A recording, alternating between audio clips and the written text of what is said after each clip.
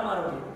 हाथ उठा के बोले बोले महाराणा प्रताप की, महाराणा प्रताप की, राणा संघा की, राणा कुंभा की, इस वक्त फौजियों की, फौजी परिवारों की, फौजी परिवारों की, बलिदानी महापुरुषों की, बलिदानी महापुरुषों की, ऋषि मुनियों की, भगवान गोरक्षनाथ की, भगवान त्रिलोकीनाथ की, भारत माता की, गौ माता की, अब अपने माता पिता की, अब अपने गुरुओं की, अब अपने शिक्षकों की, विद्यार्थी विद्या की।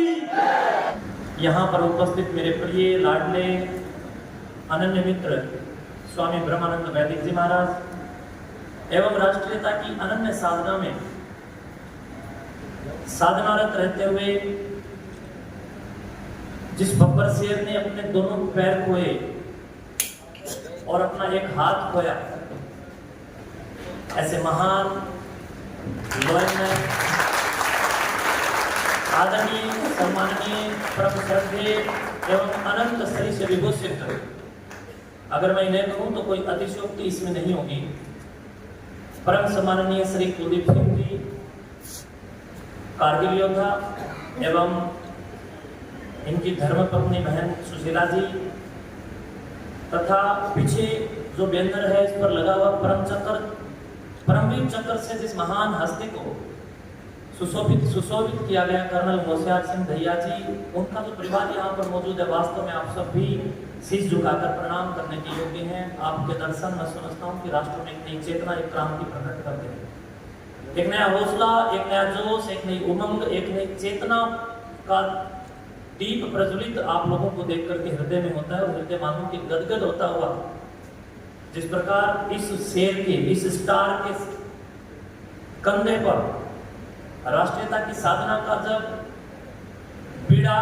सौंपा गया, तो इस स्टार ने जब वास्तव में इंडियन स्टार बन करके दिखाया तो इनके सीने पर यह स्टार लगा, आप देख सकते हैं।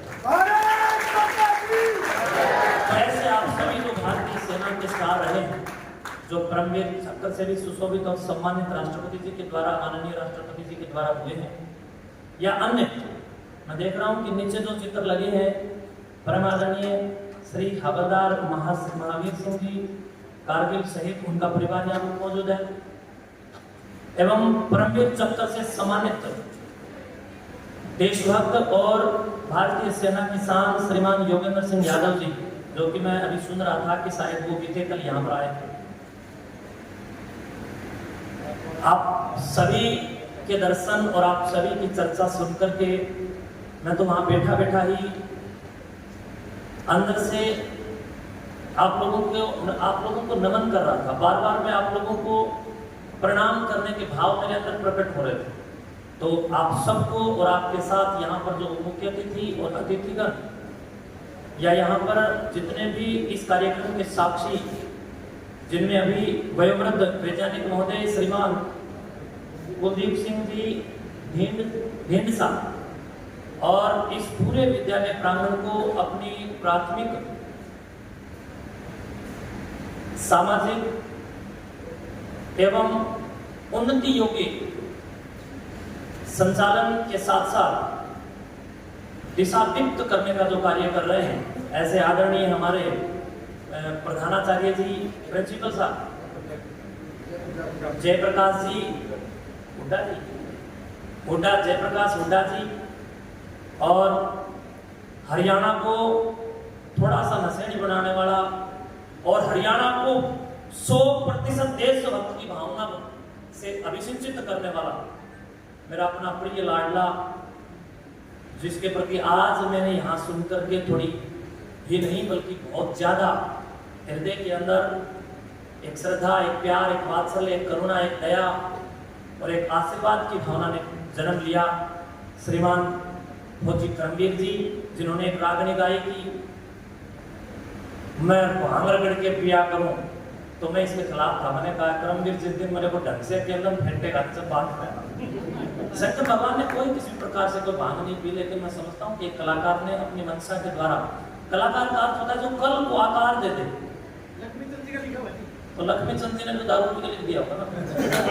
तो आप लोगों को मैं ये बताना चाहता हूँ कि नशे के प्रकोप से जब हमारे महापुरुष ग्रस्त हुए तब समाज ने जबरदस्त मुक्ति खाई।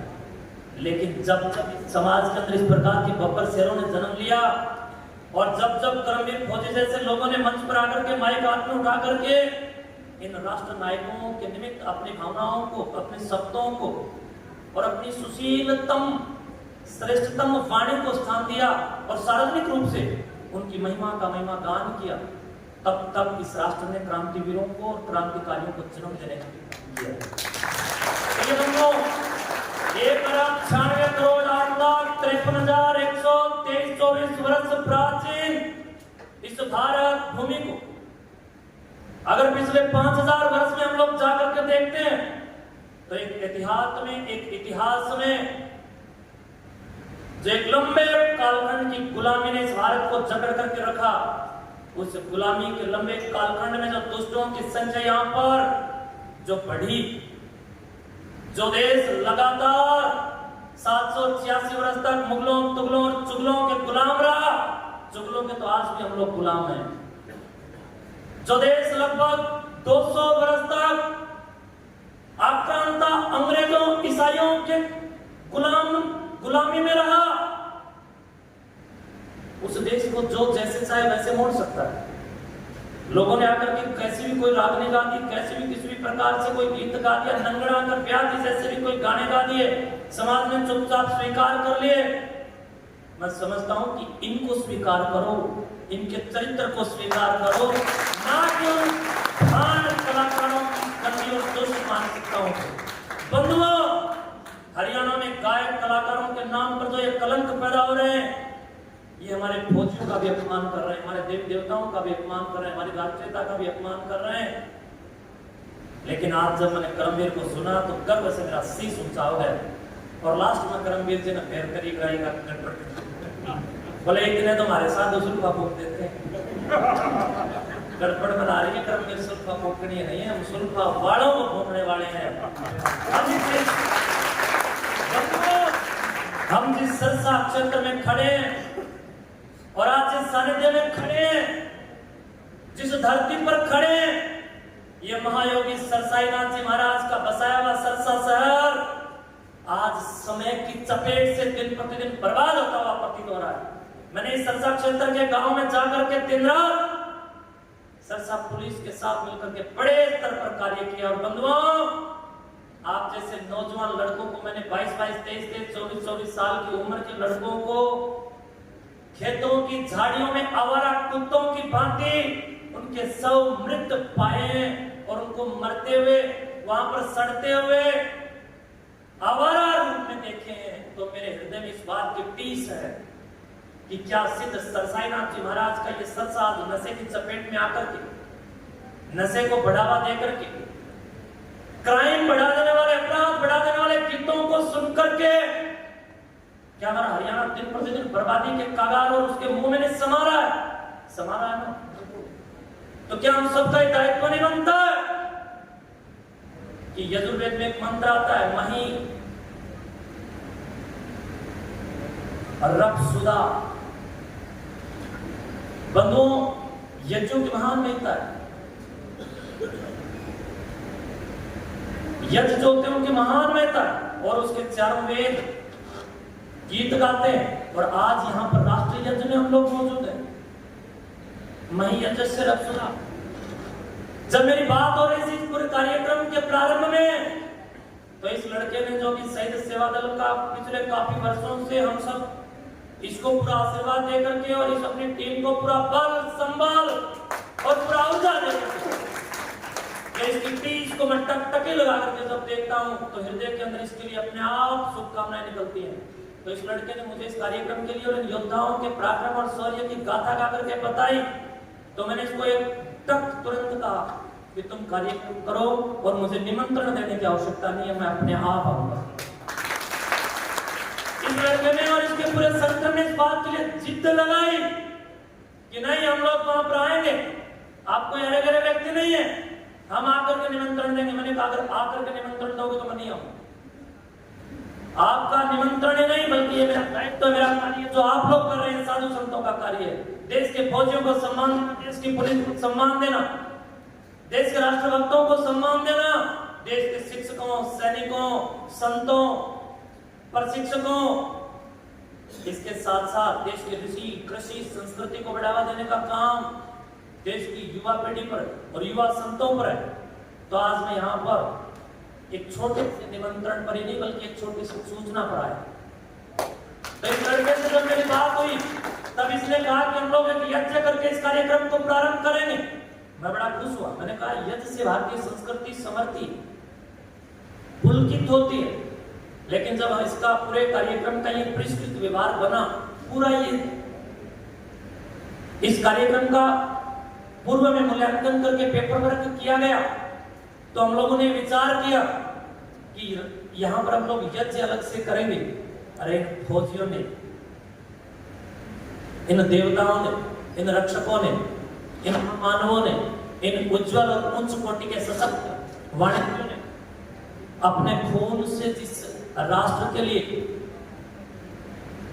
कभी भी अगर दान देना पड़ा, तो किसी भी प्रकार से वो चूके नहीं है।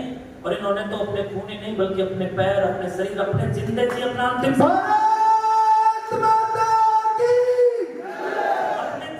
अपना अंतिम संस्कार। अगर किसी ने देखा, जिन फौजियों ने देखा और देख रहे हैं बंधुओं, अगर इनको देख करके भी अगर आप लोगों का खून नहीं खोलता, हम लोगों का खून नहीं खोलता, तो धिक्कार है ये जीवन धिक्कार है। हम सबका खून खोलना चाहिए। वह खून कहो किस मतलब का, जिसमें उबालब का नाम नहीं, इस खून में उबालब का नाम है। आज जब हम लोग वहां वेटिंग हॉल के अंदर इनसे बात कर रहे थे, तो अभी भी मैं बैठा बैठा इनसे काफी कुछ जानकारी उस बम ब्लास्ट की ले रहा था। तभी मेरे फोन पर एक मैसेज आया। वो मैसेज मैं आप लोगों को इनके बारे में मैं पढ़ के सुनाना चाहता हूँ। और इनकी भी एक दो ऐसी बात मैं बताना चाहता हूँ कि इनकी घरवाली का भी, यहाँ जो धर्मपत्नी जी, हमारी जो बहन जी हैं, जो इनकी धर्मपत्नी जी हैं, उनको भी सुनकर के शायद एक गर्व महसूस होगा कि मेरे पति ने दुख के समय में मेरे लिए क्या विचार किया। तो उससे पहले मैं आपको एक ये संदेश पढ़ करके सुनाना चाहूंगा। आदरणीय श्रीमान कुलदीप सिंह जी, कारगिल योद्धा और कारगिल नायक दीपचंद जी के लिए। प्रिय बंधुओं, कारगिल योद्धा नायक दीपचंद जी 1889 में मिसाइल रेजिमेंट कारगिल नायक दीपचंद पंचग्रामी गांव पावड़ा, ये हमारा पड़ोसी गांव है पावड़ा। भाई तारा माइक में गड़बड़ है या तो तारा मेरे से नाराज हो, या ये तारा माइक वाला भाई की मिनकी में क्या बात भाई, तू नाराज तो नहीं? ये पावड़ा गांव हमारे पड़ोस में, और हमारे पड़ोसी गांव में ऐसे वीर हैं जिनके बारे में मैं ये मैसेज सुना रहा हूं। ये गांव पावड़ा जिला हिसार के रहने वाले हैं, और 6 भाई बहनों में सबसे बड़े आपके सामने बैठे। दूर दूर तक कोई भी सेना में इनके परिवार में नहीं था। इन्होंने नेताजी सुभाष चंद्र बोस के चित्र को देख करके उनसे प्रेरणा पाई कि नेताजी सुभाष चंद्र बोस अगर इस प्रकार का उद्घोष लगा सकते हैं, तुम मुझे खून दो और मैं तुम्हें, तो मैं भला क्यों नहीं देश की संस्कृति की और सीमा की रक्षा के लिए आ गया।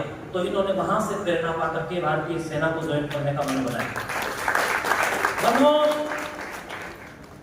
इन्होंने भारतीय सेना को ज्वाइन किया और उसके बाद कारगिल योद्धा की उपाधि नायक दीपचंद को दिवंगत प्रथम सीडीएस जनरल विपिन रावत जी ने कारगिल विजय दिवस की 20वीं वर्षगांठ पर 2019 में दी, जब वह स्वयं द्रास में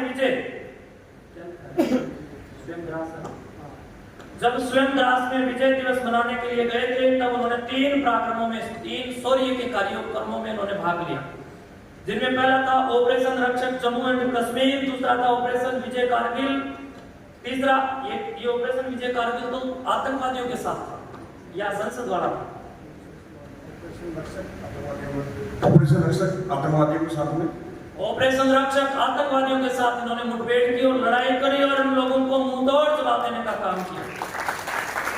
और ऑपरेशन पराक्रम, ये 3 इन्होंने बड़े ऑपरेशन जो इनके वहां पर हुए, तो ये उनके अंदर संलग्न रहे, उसमें सम्मिलित थे, उसमें भाग लिया, उसके ये साक्षी रहे। बंधुओं, ऑपरेशन रक्षक में रेजिमेंट की खुफिया विभाग में कश्मीरी लैंग्वेज कोर्स करने के बाद कुछ महीने तक ड्यूटी की और लगभग 8 आतंकवादियों को मौत के घाट उतारने में अहम रोल अदा की। बंधुओं, उसके बाद ऑपरेशन विजय में तोलोनिंग के ऊपर सबसे पहला गोला दीपचंद जी की तोप चार्ली से 2 ही हिट हुआ था, ऐसा ही ना? चार्ली 2 में था। आपने गोले फेंके थे? सभी ने फेंके थे मगर किस्मत लगा लो भाइयों, गोले फेंकने लग से होता भाई। इस कुत्ते जैसी शक्ल वाले देश पाकिस्तान का मानचित्र अगर आप लोग ध्यान से देखेंगे, पाकिस्तान का जब मानचित्र आप लोग देखते हैं तो उसकी शक्ल मानो इस प्रकार से जैसे कोई पागल कुत्ता लार टपका रहा है। आप गौर से देखिए, आज अपने गूगल करके उसका मानचित्र देखिए, ऐसे रहता है। तो गद्दारों के खिलाफ, आतंकवादियों के खिलाफ इन्होंने गोला फेंकने का काम किया। बंधुओं, इन्होंने उस समय बोला था कि हमें राशन नहीं, गोला बारूद ज्यादा से ज्यादा चाहिए। और आजकल हमने तो रोटी चाहिए, बाकी सौदा जाए बाहर में। तो इसलिए इस प्रकार की दुष्ट प्रेरणाओं को आप खत्म कीजिए और इस प्रकार की पुष्ट प्रेरणाओं को धारण कीजिए जो आपके सामने बैठे हैं। बंधुओं, उसके बाद कारगिल की लड़ाई में नायक दीपचंद जी की यूनिट ने 8 गन पोजीशन को चेंज किया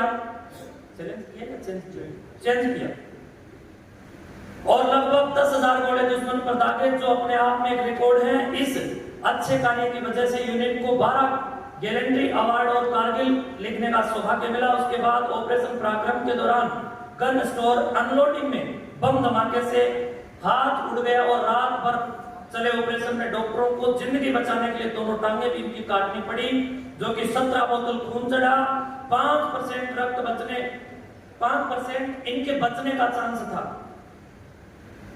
और आज भारतवर्ष के हर कोने कोने में इनको वहां पर बुलाया जाता है, सम्मान किया जाता है। और इन्होंने एक महान लड़ाई को लड़ी और महान राष्ट्र के लिए इन्होंने काम किया। बंधुओं, उनके चेहरे की मुस्कान देख करके आप लोगों को पता चल जाता होगा कि आज भी अपने राष्ट्र के प्रति कितनी राष्ट्रभक्ति रखते हैं। तो ऐसे महान व्यक्ति के लिए मेरे फोन पर यह मैसेज आया, जिनके जीवन से जुड़ी हुई कुछ घटनाएं, कुछ बातें इस संदेश में लिखी थी, मैंने आप लोगों से सुनाई। अब इस मैसेज को पढ़ करके मैंने इनसे पूछा, मैंने कहा जी, जब ये बम उड़ा था, जब आपके दिल में क्या चल रहा था यहाँ और आपके दिमाग में क्या चल रहा था? तो इन्होंने मुझे एक बड़ी मजेदार बात बताई। इन्होंने कहा, जब मेरे ब्लास्ट के दौरान जब मेरा हाथ डिलीट हुआ और जब ऑपरेशन के दौरान मेरे पैर भी कट रहे थे, तब मैंने सर्वप्रथम वीर योद्धा, महायोगी, महान तपस्वी, महान विद्वान, महान योद्धा बजरंग बली जी को स्मरण, महान योद्धा बजरंग बली जी को याद करते हुए मैंने कहा, बजरंग बली जी महाराज, मैं मर कैसे सकता हूं? मैं नहीं मरता, मुझे अभी भी मेरे देश के लिए काम करना है। और दूसरे पल मैंने अपनी पत्नी को याद किया और मैंने कहा, सुशीला, तू विधवा कैसे हो सकती है? नहीं, वीर बजरंग बली तुम्हें विधवा नहीं होने देंगे। और परमात्मा ने, इन्होंने कहा कि मेरी सुनी, मेरी पत्नी विधवा नहीं हुई, बल्कि मेरी पत्नी ने बड़े गर्व के साथ अपने पति को देश की सेना में सेनारत रहकर के, सेवारत रहकर के देश सेवा में अपने पैरों को और अपने हाथ को बलिदान देते हुए देखा है। और उसने गौरव महसूस किया है कि ऐसे जिंदा दिल फौजी की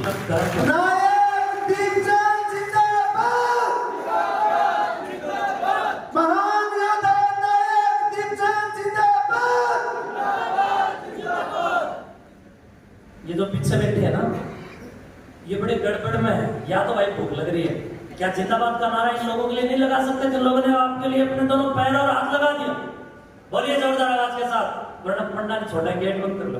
कारगिल योद्धा नायक दीपचंद जिंदाबाद, जिंदाबाद, जिंदाबाद। मैं बुलवाता हूं भाई, तब ना बोलना पड़ेगा आज तो। देखो, इस संस्थान में आप लोग बैठे, इस विद्यापीठ की भी, और आप लोगों ने जो ये टोपी लगा करके, जो एक वर्दी पहन करके आप लोग यहाँ पर बैठे, इस वर्दी की भी, और जो ये वर्दी वाले आपके सामने बैठे हैं उनकी भी, और हमारी भी, और बाहर से आए हुए तमाम अतिथियों की भी, ये इज्जत का मामला है। इज्जत बचाइए और देश के लिए तो जरूर आप लोगों को उद्घोष लगाना चाहिए। बोले भारत माता की जय, वीर भगत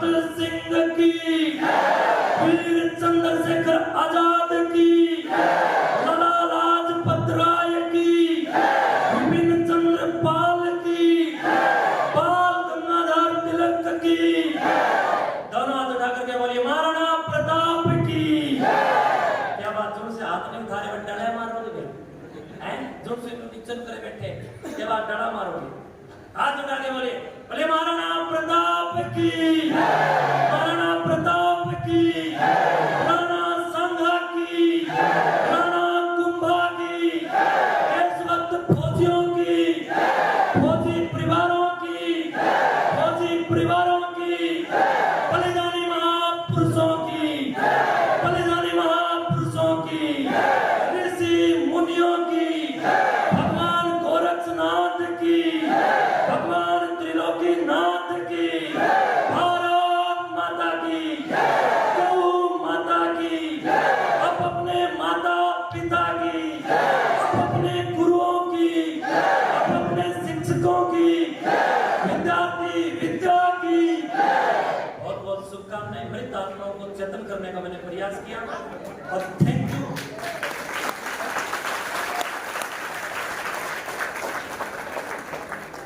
थैंक यू आपकी इन सुंदर तालियों के लिए। अब अगला काम। बस अब मैं कुछ नहीं कहूँगा सर, समय भी आपका है, हम भी आपके हैं, माइक आपके हाथ में है, जोरदार तालियां हो जाए बस। अब इनके सम्मान में